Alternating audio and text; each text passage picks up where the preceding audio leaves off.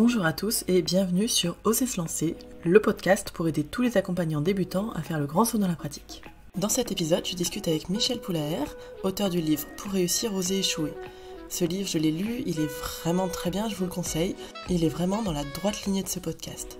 Pensez à vous abonner sur la page Facebook Oser se lancer. Vous pouvez aussi nous retrouver sur Instagram et enfin sur oser-du6-lancer.com. Bonne écoute. Bonjour Michel, on va faire une première question hyper basique. Qui êtes-vous et surtout pourquoi vous avez décidé d'écrire ce livre ? Alors, je suis Michel Poulaert, je suis un homme profondément optimiste. D'ailleurs, on dit de moi que je suis un optimiste professionnel et ça me plaît, ceci. J'ai réussi aujourd'hui à créer une activité professionnelle autour de la conférence et autour de tout ce que j'aime faire. Pourquoi faire la conférence ? Parce que j'aime inspirer les autres, parce que j'ai une facilité de parole, j'aime le théâtre, j'aime la scène. Faire des conférences, c'est génial aussi. J'ai été récompensé récemment par les États-Unis comme étant un conférencier professionnel attitré par un CSP. Alors, ceux qui nous écoutent ne le voient pas, mais c'est une sorte d'Oscar de la conférence et c'est absolument génial. J'ai été cadre commercial pendant une vingtaine d'années, donc je viens du monde du commerce et effectivement, aujourd'hui, je vis de la conférence. Alors, pourquoi le livre ? C'est bien simple, j'ai eu le bonheur et le privilège d'avoir une maison d'édition, ici en l'occurrence les éditions Vibert, qui sont venus me chercher. Ça peut faire pleurer certaines personnes. On se dit, la punaise, on écrit un livre et on ne trouve pas d'éditeur. Et là, c'est l'éditeur qui vient me chercher. Donc ça, c'est plutôt valorisant. Et m'a demandé si je voulais leur écrire un livre et m'a laissé la liberté d'en choisir le thème. Et pour moi, l'évidence était de parler de la culture de l'échec. Pourquoi ? Parce que je fais partie de ces gens qui donnent l'impression de tout réussir, qui donne l'impression que tout me sourit, qui donne l'impression que quand j'entreprends quelque chose, je réussis. Et quand je dis bien ça donne l'impression, ce n'est qu'une partie immergée de l'iceberg. Ce que les gens ne voient pas, c'est tout le chemin, toutes les difficultés, tous les échecs, toutes les déceptions que j'ai pu rencontrer avant de pouvoir atteindre ce succès. Et s'il y a bien une chose que j'ai comprise il y a très très longtemps, c'est que si on veut avoir du succès, eh bien, proportionnellement, on va avoir aussi des échecs. Et donc, j'avais envie de tordre le cou à toutes ces idées reçues qui font que les gens ou certaines personnes pensent que la chance tombe plutôt sur de certaines personnes, d'autres que soi-même, que les étoiles ou l'univers favorisent certains plus que d'autres. Or, rien n'est plus faux. Et j'ai voulu faire cette démonstration en expliquant que ceux qui réussissent plus que la moyenne, eh bien, ils échouent aussi beaucoup plus que la moyenne. Et c'est purement proportionnel et j'ai envie de dire même quasiment mathématique. Voilà qui je suis et pourquoi j'ai écrit ce livre. Et d'ailleurs, je pense je ne sais pas ce que vous en pensez, mais qu'on échoue plus qu'on ne réussit. Enfin, en termes de... Toujours, moi j'aime bien utiliser faire le parallèle avec le monde du sport. Quand vous avez quelqu'un qui gagne une médaille d'or, avant de gagner sa médaille d'or, il a perdu des dizaines et des dizaines de compétitions avant d'avoir atteint l'or. Et c'est comme ça dans la vie aussi. Ce serait trop simple de dire à chaque échec il y a un succès. Non, l'échec est aussi c'est une perception en fait, c'est un regard. L'échec n'est que ce que tu te représentes toi-même. Donc l'échec, ça peut être un apprentissage, une leçon. Je parle beaucoup dans mon livre parce que j'aime beaucoup le monde de l'aérospatial, de l'aéronautique, de la conquête spatiale. Et c'est vrai qu'avant d'aller sur la Lune, et aujourd'hui, avant de parler d'aller sur Mars, on envoie même des petits robots sur Mars, hein, c'est assez incroyable. Il y a eu des centaines de fusées qui ont explosé. Et voilà, effectivement, dans la vie, il y a plus d'échecs que de succès, mais au fond, c'est ce qui donne aussi le goût au succès. Si tous les succès étaient à portée de main, si on réfléchissait tout ce qu'on entreprendrait, je pense qu'on n'aurait peut-être pas la notion et le goût de ce succès. Ça n'aurait peut-être pas non plus la même valeur. Vous imaginez si tu entreprends quelque chose et que tu réussis à chaque fois, on serait un peu blasé, je pense. Ouais, et puis on se ferait un peu chier aussi. Je pense. Est-ce que vous pensez qu'il y a un état d'esprit de l'échec ? J'avais noté, parce qu'il y a un état d'esprit de l'échec et un état d'esprit de la réussite, du coup. Absolument, absolument. J'ai eu le bonheur, moi je dis bonheur parce que c'est quelque chose que je chéris dans ma vie, de grandir dans un environnement où j'étais très proche de la culture anglo-saxonne et américaine, depuis mon plus jeune âge, puis ensuite dans ma vie professionnelle, puis encore aujourd'hui, avant la crise sanitaire, j'allais aux États-Unis 1 à 2 fois par an pour me nourrir justement de cette culture. Ce que je décris dans le livre, comme dans ma conférence qui est éponyme, j'explique que, au fond, la culture de l'échec est une notion culturelle et éducationnelle. Si en France, on a ce rapport très complexe avec l'échec, eh ce n'est pas tout à fait notre faute, c'est parce que ça fait partie de notre histoire, de notre culture. On ne nous a pas appris à aller chercher le succès plutôt que d'accepter l'échec. On est plutôt dans une culture de la gagne où on vous demande de gagner. Et si vous ne gagnez pas, vous êtes un loser.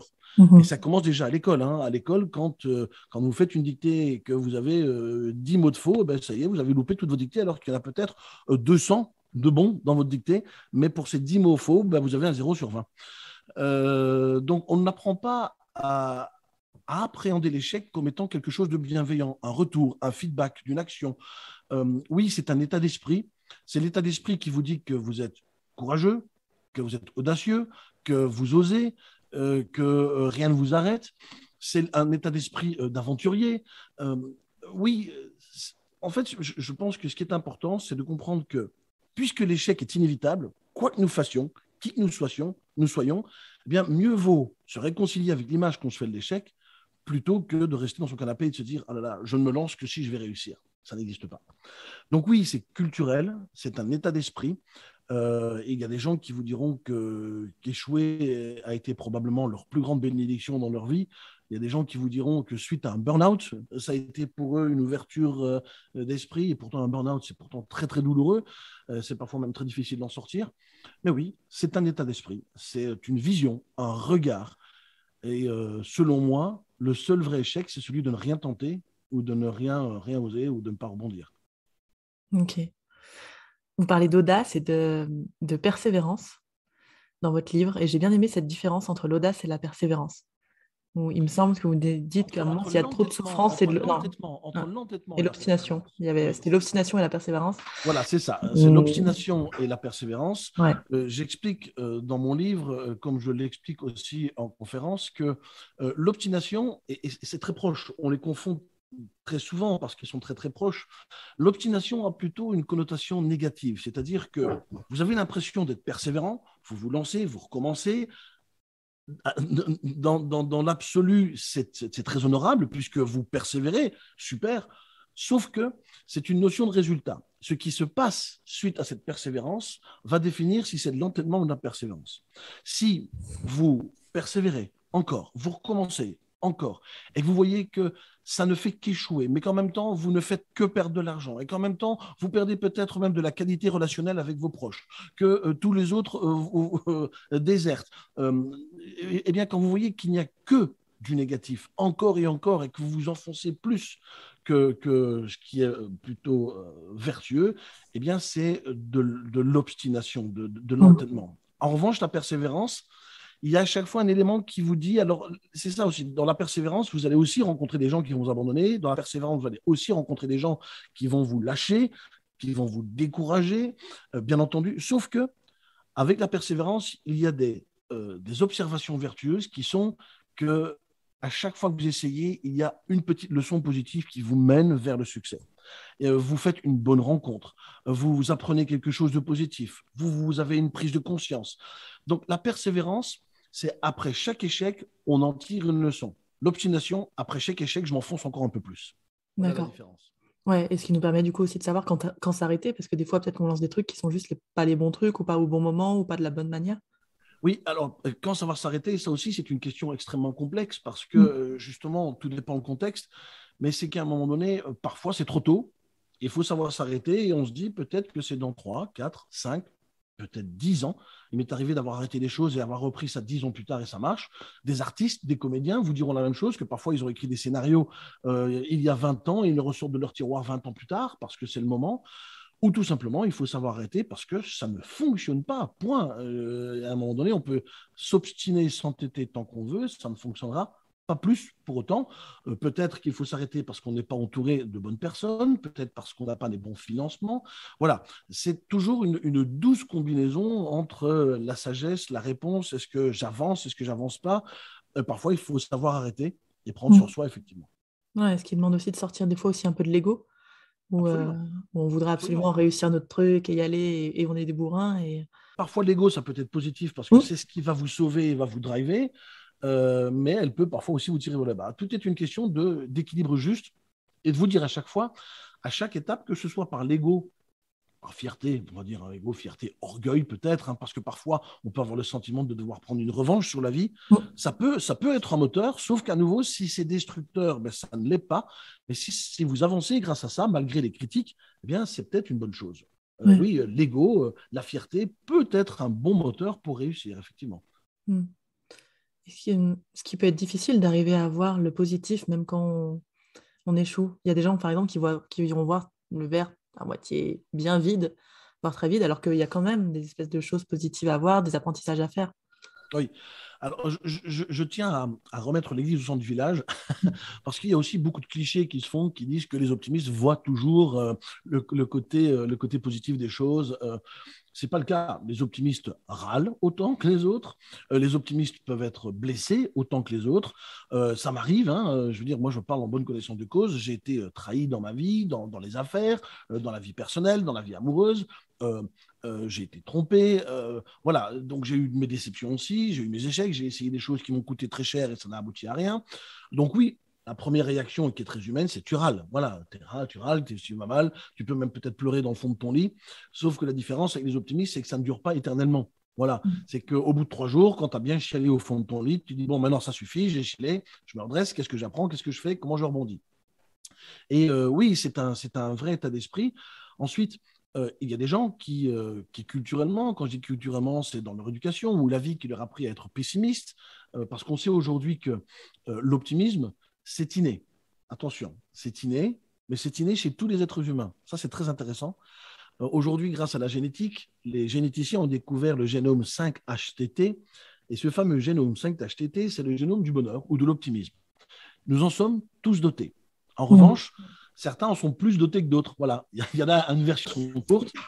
Et néanmoins, ce qui fait la différence, première observation très positive, c'est que si nous en sommes dotés, c'est que nous sommes tous capables d'en faire preuve. Ça, c'est extrêmement positif. En revanche, il y en a qui auront plus facile que d'autres. Bon, ben voilà, ça, j'ai envie de dire, c'est comme toute chose dans la vie, hein. Il y a des gens qui auront plus de facilité et seront plus enclins à faire quelque chose plus facilement que quelqu'un d'autre. Ça fait partie de notre patrimoine génétique. Mais autre observation intéressante, toujours soutenue par la recherche, c'est que notre environnement, notre éducation a aussi un impact sur notre taux d'optimisme. Donc, moi, j'ai eu le privilège et le bonheur de vivre dans une famille extrêmement optimiste, mais on peut aussi vivre dans une famille pessimiste et devenir optimiste. Ça s'apprend. Voilà, c'est une compétence comme une autre. On peut apprendre à être optimiste, comme on apprend à jouer de la guitare ou du violon. Mm. Ça peut s'apprendre. Donc, ce n'est pas une fatalité. Donc, pour répondre à cette question qui peut paraître longue dans ma réponse, mais j'aime bien agrémenter ma réponse de détails pour qu'elle soit contextualisée. Oui, globalement, le regard que l'on porte sur l'échec et le succès ne sont que des interprétations et ne sont que des interprétations personnelles en fonction de votre état d'esprit, de la façon dont vous Mm. voyez le monde en général. Il y a des gens qui vous diront qu'un événement est un drame, alors que d'autres vous diront, ben non, finalement, c'est pas un drame, ça a été à nouveau quelque chose de favorable qui m'a appris à avancer, à continuer, ça nous a poussé à découvrir autre chose ou à réfléchir autrement. Voilà, c'est un vrai état d'esprit, effectivement. Mm. Et là, vous parlez du fait que la famille, la culture, enfin, les gens qui nous entourent vont jouer sur, Oui, sur notre apprentissage, en tout cas de l'optimisme. absolument.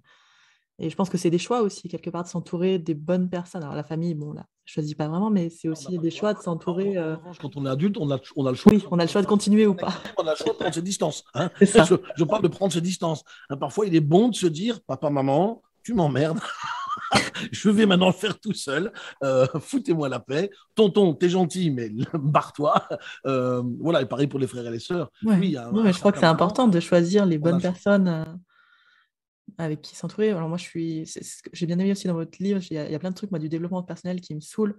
du genre il faut tout réussir tout le temps, il faut être la meilleure version de soi-même, 8.0 tout le temps aussi. Moi, c'est des Moi, trucs, ça ça me m'énerve parle aussi. pas du tout. J'en peux plus parce que ce sont devenues des phrases toutes faites qui sont sorties de leur contexte et qui ne veulent plus rien dire en fait. Exactement.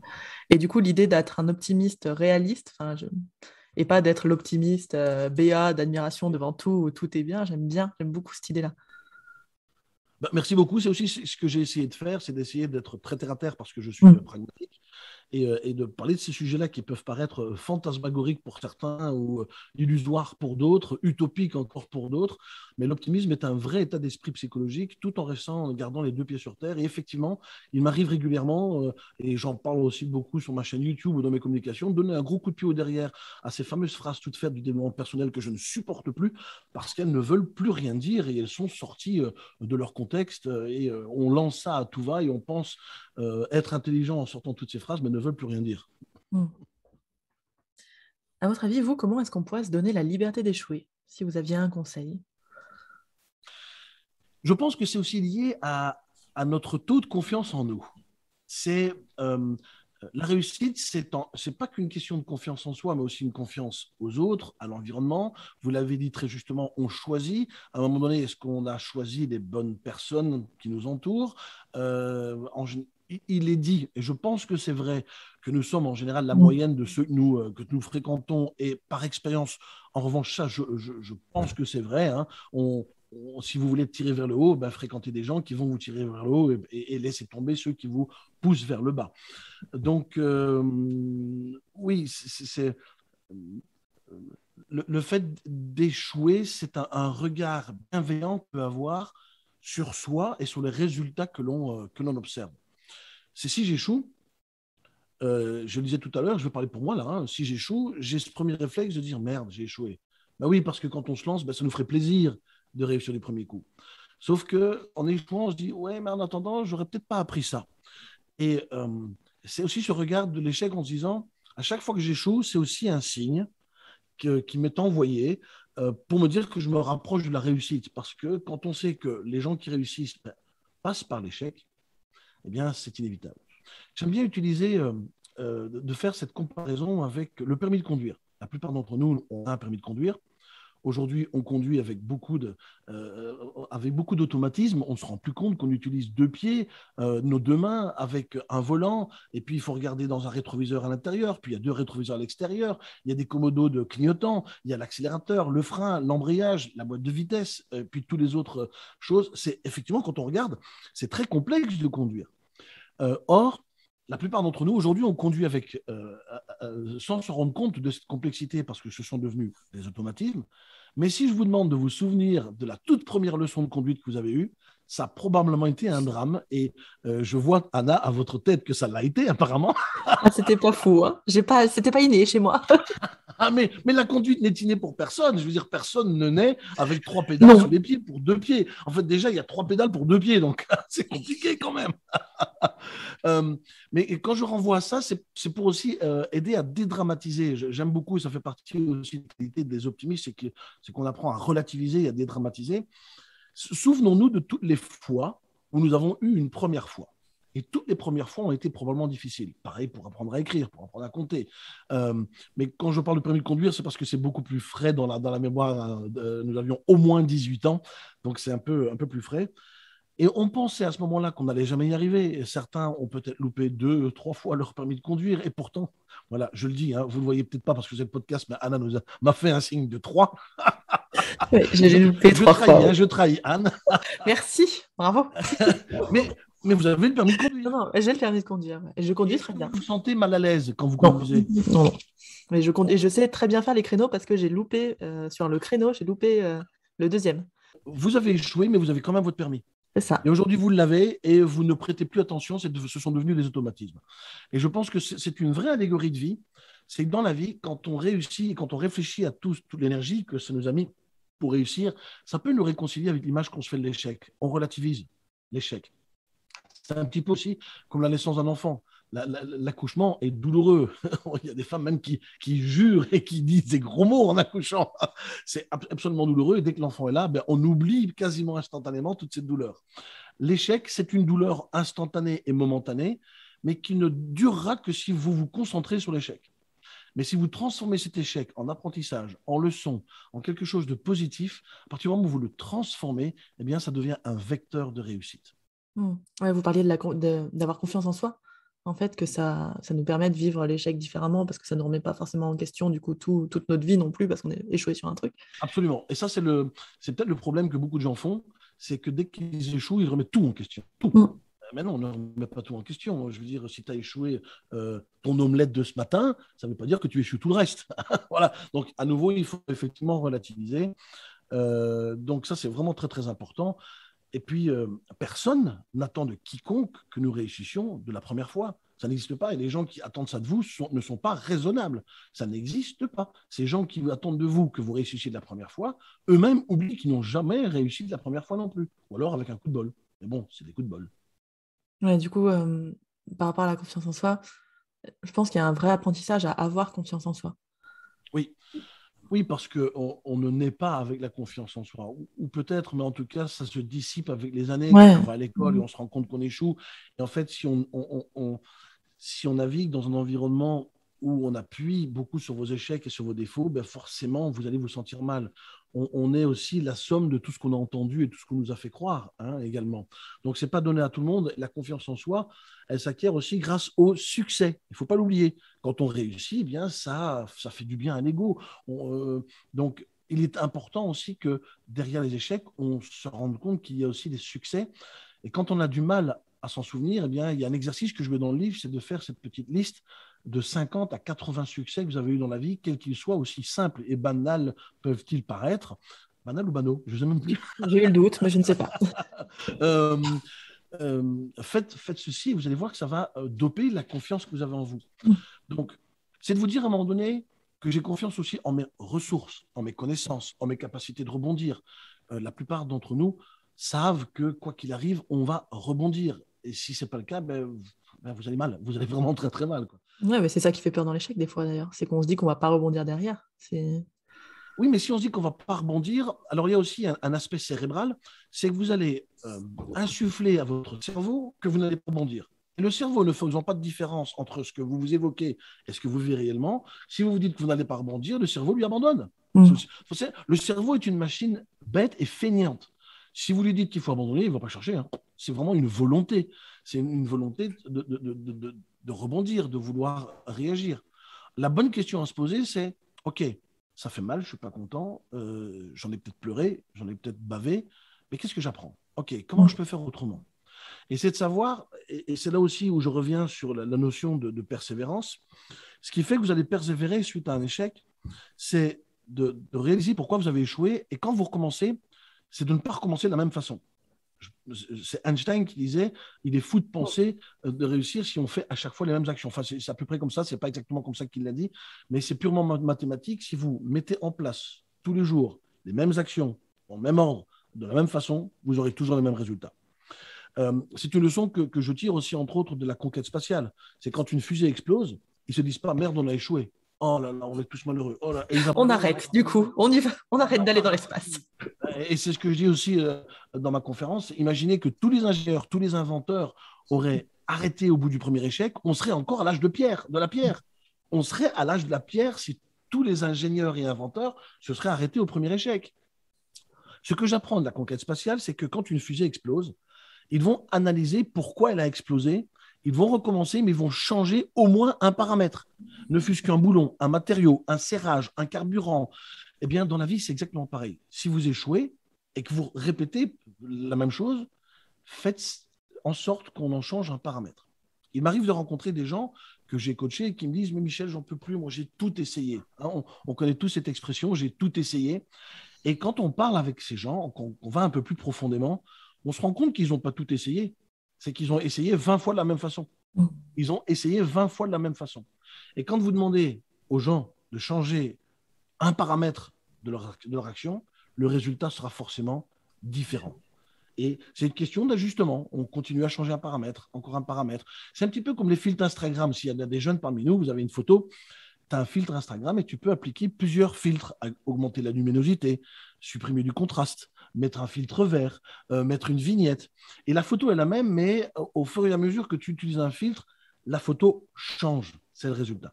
Eh bien, utilisons ces filtres pour changer nos échecs en quelque chose de merveilleux et qui peut nous mener vers le succès, quoi. Ouais, je pense que un des problèmes principaux, c'est que des fois, on attend d'avoir confiance en soi en se disant, bah, le jour où j'aurai confiance, où je m'aimerais, ou machin, j'y vais, comme ça, je suis sûre. On veut penser que c'est inné, la confiance en soi, alors que je pense que ça Le se problème n'est travaille. pas le fait d'attendre d'avoir confiance en soi. Le problème, c'est d'attendre, point. Ouais, D'attendre. C'est d'attendre le bon moment, d'attendre ouais, la bonne rencontre, d'attendre le bon financement, d'attendre d'avoir confiance en soi, d'avoir confiance en nous. C'est attendre c'est le mot attendre, juste attendre. Euh, et la confiance en soi ne peut venir que dans l'expérience.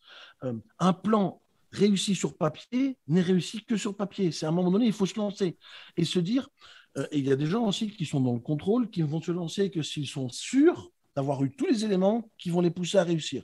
Sauf que sur la route, il y a toujours un petit grain de sable sur lequel on n'a pas, auquel on n'a pas pensé, pas réfléchi, et ce petit grain de sable, eh bien, peut justement bouleverser notre plan parce qu'on n'y était pas préparé. À un moment donné, c'est de se dire, je fais un plan qui me paraît bien pour me lancer et les réponses seront sur le chemin. Les réponses seront toujours dans l'action. Jamais personne n'a changé quoi que ce soit, qui que ce soit n'a changé, en restant coincé dans son canapé, en réfléchissant sur papier comment allait devenir sa vie. À un moment donné, il faut se lancer et forcément, ben, on se trompe. À votre avis, quel est le conseil que vous pourriez donner pour dépasser des peurs? Des trucs qui seraient vraiment des peurs qui nous empêcheraient d'oser se lancer comme ça, la peur de se lancer dans le vide, de ne pas savoir, de ne pas connaître le résultat. J'aime bien faire le distinguo entre la peur et l'angoisse. Ok. La peur est une réaction primaire qui est très utile. Attention à ces mouvements, effectivement, à ces pensées, mouvements de pensée du développement personnel qui vous dit de ne jamais avoir peur, peur de rien, c'est hyper dangereux. Imaginez quelqu'un qui n'a pas peur, mais c'est quelqu'un qui, à un moment donné, met sa vie en danger et probablement celle des autres. Donc, la peur est un retour, une réaction primaire qui vous envoie un signal pour être attentif ou être dans l'action. Vous êtes dans la savane et vous avez un troupeau d'éléphants qui court vers vous. Je suis désolé, mais moi je cavale, d'accord? Et je ne reste pas planté au milieu en disant je n'ai pas peur, ça va aller, je cavale. Donc, la peur est un signal qui nous permet d'être dans l'action. L'angoisse est une représentation. Et quand on dit j'ai peur de me lancer, c'est plus une angoisse. Parce que la représentation, comme je disais tout à l'heure, le cerveau va le traiter comme une information réelle. Et tous les scénarios, tous les films qu'on va se faire sur nous en nous voyant échouer vont devenir pour votre cerveau réalité. Donc, ce que je suggère, c'est de changer le regard que vous vous faites sur votre projet, sur vous-même, sur les autres. La peur d'échouer, c'est de se dire oui, eh bien, c'est déjà de savoir que l'échec est au rendez-vous. Et l'échec, c'est une certitude à 100%. Mais quelqu'un qui ne se lance pas va rester dans ses 100% d'échec. En revanche, plus vous allez avancer vers votre objectif, moins l'échec aura de chances de se révéler. Je ne sais pas si c'est clair, Anna, ce que je dis, mais c'est que déjà, c'est d'être dans l'accueil et l'acceptation que l'échec n'épargne personne. On est tous égaux face à l'échec. Tout le genre humain est égal face à ça. Et quand je dis que c'est culturel, c'est d'essayer de changer ce paramètre culturel, cette vision, cet état d'esprit, cette croyance limitante que ce n'est pas possible. Eh bien, c'est basé sur quoi ce pas possible? C'est d'essayer d'être factuel. OK, si c'est pas possible, pourquoi? Parce que je le crois, basé sur quoi? Parce que quelqu'un l'a dit, mais c'est basé sur quoi? C'est d'essayer de chercher pourquoi on croit que c'est pas possible. Et ensuite, d'aller chercher pourquoi ce serait accessible, pourquoi je peux réussir. Et c'est de donner à ce moment-là autant de chances au succès qu'on en donne à l'échec. Et bien souvent, on va amplifier l'échec et lui accorder plus d'importance que le risque que nous avons de pouvoir réussir. Et on va passer plus de temps à réfléchir sur mince, et si j'échoue, et si je rate, qu'est-ce qu'ils vont penser? Si on passait plus de temps à se dire, OK, si je réussis, qu'est-ce qui va se passer? Qu'est-ce que ça change dans ma vie? Qu'est-ce que ça change dans mon business? Qu'est-ce que ça change dans ma relation? Et c'est de changer son regard. C'est intéressant, vous dites le risque de réussir. Pardon? Vous avez dit le risque de réussir. Mais oui, bien sûr. Parce qu'on dit toujours, mais je prends un risque de le louper, mais on ne dit jamais, je prends le risque de réussir. Mais prends le risque de réussir. C'est génial. Pourquoi on en parlerait dans un sens et pas dans l'autre? Ouais, c'est vrai, il peut y avoir des peurs aussi derrière la réussite, hein, d'ailleurs. alors là, on parle avec de tout ce que clé. ça change. Oui, alors là, oui, effectivement, la réussite peut faire peur. Mais là, on parle on part sur un autre sujet. Mais effectivement, le succès peut faire peur. On le veut et dès qu'il arrive, on s'auto-sabote. Mais ça, c'est une autre question. Et vous, votre plus grand échec? Celui où vous avez peut-être le plus appris ou... Euh, oui, effectivement, il y a des échecs qui ont plus d'impact que d'autres. C'est difficile parce que quand on a 50 ans, on en a vécu des échecs. Et c'est une question qui revient souvent. Quel est votre plus grand échec? Et j'ai envie de dire, c'est très subjectif, en fait, la taille d'un échec. C'est subjectif parce que tout dépend du regard que l'on porte sur ce qu'on vit. Ce que moi, je considérais comme étant un échec cuisant peut être vu avec vos yeux, Anna, comme étant, bah non, bah, c'est pas un échec, c'est sympa, c'est pas... Voilà, c'est très subjectif. Moi, j'ai envie de dire que les échecs qui, pour moi, ont été les plus cuisants, ce sont des échecs relationnels qui m'ont fait plutôt mal émotionnellement. Je suis quelqu'un d'assez sensible et quand je donne mon amour, je parle du mot amour sans en avoir honte, aux autres, eh bien, c'est pas pour avoir un retour, je vais dépasser ce stade-là, mais qu'à un moment donné, quand vous avez donné sans compter et que derrière votre dos, on vous plante un couteau dans le dos, hein, comme ça arrive à tout le monde et que ça arrivera probablement encore, sauf si on s'isole et qu'on devient des ermites, c'est ce que je ne souhaite à personne, euh, c'est probablement les choses qui sont les plus douloureuses. Parce que les échecs de business, oui, c'est douloureux, Mm. c'est décevant, ça fait mal, ça coûte parfois très cher. Mais ce que j'ai appris de mes amis américains, c'est que l'argent, on peut en refaire. J'ai trouvé ça très intéressant. L'argent, quand on perd, on peut en refaire. Il suffit de travailler ou de créer un business, on va en refaire. Mais perdre quelqu'un, on ne peut plus rien faire. C'est fini. C'est game over. Donc j'ai envie de dire, ces échecs commerciaux ont été douloureux, m'ont parfois coûté très cher, mais on peut se relever. Donc, je pense que ce sont plus, en tout cas moi personnellement, des échecs émotionnels qui me touchent plutôt que des échecs Ouais. professionnels. La phrase que vous ne supportez plus d'entendre. Il y en a beaucoup. Alors, la plus Euh, grande, celle qui vraiment vous hérisse. euh, il y a des phrases comme ça, et j'en parle aussi dans mon livre, effectivement. Euh, euh, c'est marrant parce que je l'avais en tête tout à l'heure, et là je l'ai perdu, c'est peut-être un signe. Non, là, voilà, ça, c'est peut-être un signe, ça c'est quelque chose que je ne supporte pas non plus. Euh, la phrase dont j'ai du mal, parmi toutes celles que j'ai, c'est y a beaucoup de phrases comme ça qui sont toutes faites dans le développement personnel et elles méritent souvent le poil. Ce sont toutes ces phrases qu'on entend, sors de ta zone de confort, va chercher la meilleure version de toi-même, ouais c'est bon, et à un moment donné, j'aimerais quelque chose avec plus de profondeur quand même. Euh, il y a des phrases comme ça qui m'insupportent, c'est quand on va minimiser des succès, par exemple, c'est plutôt pas mal. Voilà, c'est plutôt pas mal, bah, dis plutôt que c'est bien, d'accord. Moi, quand j'ai regardé des émissions de télé, on voit par exemple Top Chef ou voilà Top Chef où on dit c'est pas inintéressant, c'est de parler, mais comment ça, c'est pas inintéressant? C'est bon ou c'est pas bon, tu vois? Voilà, Mm. ce sont toutes ces phrases toutes faites de développement personnel qui peuvent m'agacer euh, et qui enlèvent pour moi, selon moi, une part de responsabilité en chacun d'entre nous. Les gens alors c'est avec tout le respect que je peux avoir avec les gens qui croient dans le secret ou dans les forces de l'univers. Mais voilà, quand on dit que ben, c'est l'univers qui a choisi, je suis désolé, mais c'est toi qui choisis, il n'y a personne d'autre que toi qui choisis. Et l'univers, ou que ce soit Dieu, hein, c'est Dieu qui a décidé. Moi, je pense que c'est nous qui décidons. Et ça n'a rien à voir avec la religion ou pas, mais de penser que c'est pas notre faute ou c'est pas maintenant en mettant ça sur la responsabilité des étoiles ou d'un univers ou d'une force quelconque. Pour moi, c'est une déresponsabilisation flagrante de ce que l'on doit faire nous-mêmes. Ouais. Ouais, c'est hyper important la responsabilité émotionnelle, personnelle. Voilà, Dans... je veux dire, quand je vois par exemple ce qu'on voit dans les univers de gens qui croient que le vaccin n'est pas utile, alors je ne veux pas rentrer dans ce débat-là, c'est pas du tout le cas, mais c'est parce que c'est d'actualité. C'est souvent basé sur des croyances et il y a des gens qui vont même vous dire, et j'étais stupéfait de voir sur les réseaux sociaux des mouvements religieux américains vous dire le meilleur vaccin, c'est de croire au Christ. Je suis désolé, mais à un moment donné, voilà, il ne faut pas nier non plus que la science, elle est là pour ça aussi. Vous pouvez croire au Christ, c'est bien, mais à un moment donné, si vous ne faites pas votre part, il ne se passera rien, ou au pire, il se passera quelque chose, mais pas de bon pour vous non plus. C'est être responsable de sa vie. On peut croire en ce qu'on veut, tout en gardant en tête que rien ne se passera si vous-même, vous ne le faites pas. Ouais, j'avais un formateur non, c'était dans une conférence qui était super intéressante où il expliquait que la loi d'attraction, c'était très bien, mais que si on reste le cul dans son canapé à regarder la porte en lui disant ouvre-toi et qu'on se lève pas pour l'ouvrir, à un moment, ça bougera pas, quoi. Exactement. Ou alors attendre que la chance passe à la porte, et effectivement, elle sonne à la porte et on ne peut pas l'ouvrir. Et après, se plaindre que la chance ne tombe pas chez vous. Mais oui, Ouais. mais tu n'as pas ouvert la porte. Voilà, c'est ça. Ouais, la chance, je pense que ça se cultive aussi, en fait. On a de la Ah chance oui, parce qu'on oui, la ça provoque. c'est une compétence, bien sûr. Les gens qui ont plus de chance que d'autres sont des gens qui ont des comportements différents des autres, qui favorisent effectivement la chance. Ok, donc la phrase que vous ne supportez plus entendre, ce sera tout ce qui remet un peu trop bas, enfin, ne pas reconnaître ses succès, en fait, de ne pas reconnaître des succès comme des C'est ça. succès, c'est plutôt pas mal, des choses comme ça. Exactement. C'est soyez dans l'accueil de ce que vous réussissez et Ouais. célébrez. Célébrez.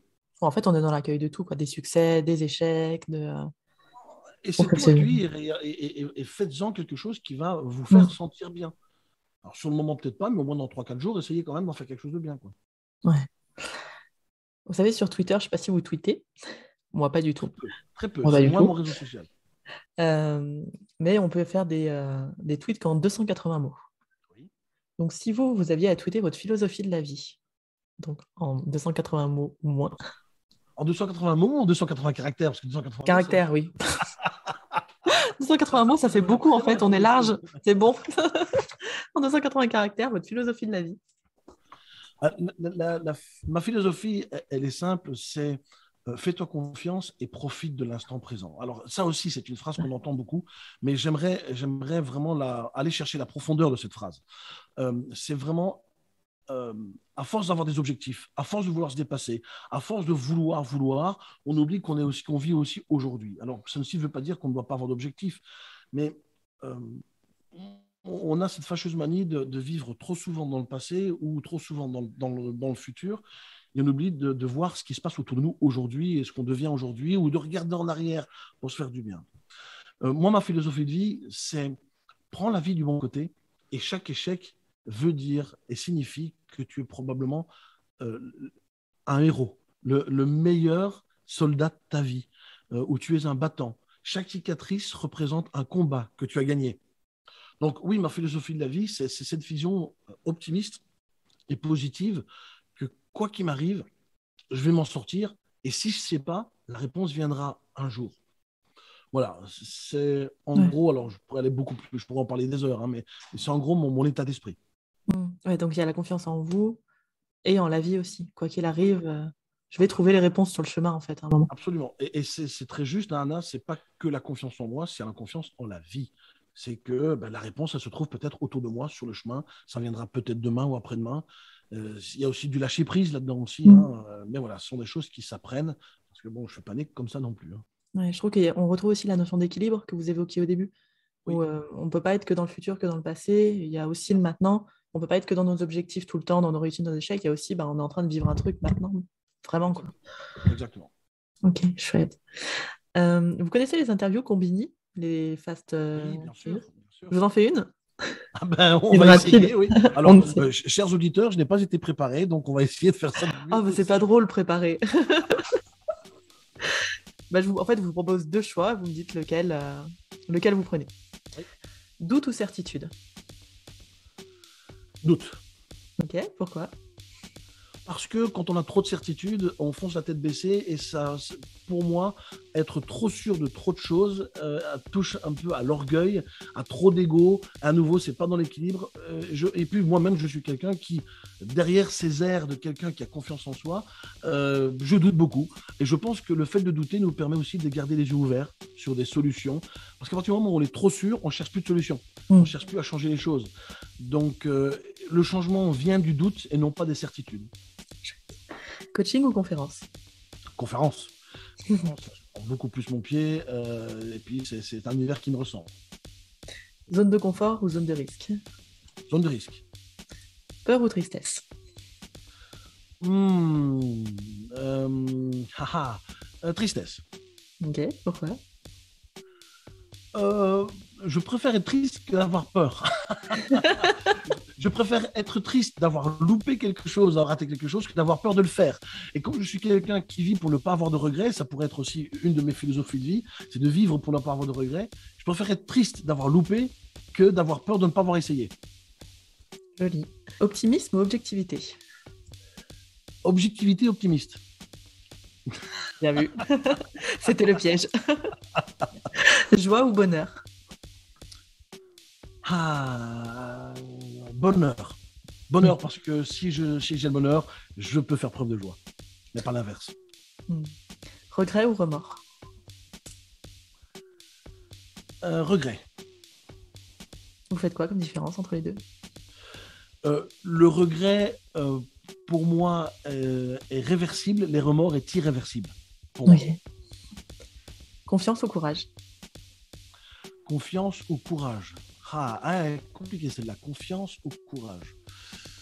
Je vais dire confiance parce que la confiance mène au courage. Les deux, quoi. Voilà. Ok. Merci beaucoup. Merci Anna. Merci ou beaucoup? Beaucoup, du coup. Parce que moi, j'aime bien quand il y en a plein. Exactement.